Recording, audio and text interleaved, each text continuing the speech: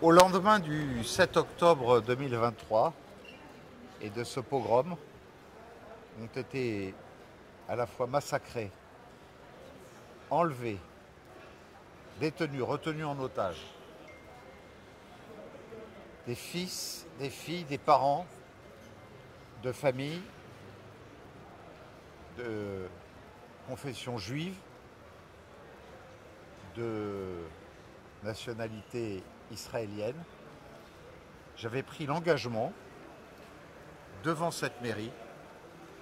aux côtés du préfet représentant le gouvernement, M. Hugues Moutou, que tant que le dernier otage ne serait pas restitué à sa famille, à titre de signe humanitaire, nous mettrions sur la façade de la mairie le drapeau de leur nationalité, la nationalité israélienne. Un engagement moral que j'ai pris, avec l'engagement naturellement de l'enlever à la libération du dernier otage. Pratiquement 2 ans. 2 ans. Il aura fallu pour que quelque part, le tribunal administratif, sur un recours politique d'un mouvement qui a pour nom LFI, dont un certain nombre de ses personnalités se sont illustrées fréquemment par des propos antisémites et antisionistes et remarqués régulièrement pour cela, a décidé de nous condamner à enlever le drapeau humanitaire de soutien à la restitution des otages à leurs familles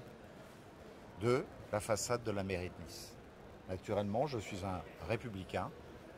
je respecte les décisions et la loi de mon pays,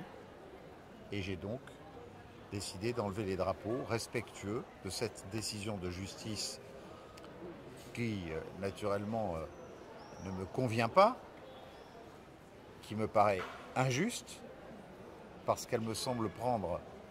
en compte et mettre sur un pied d'égalité un drapeau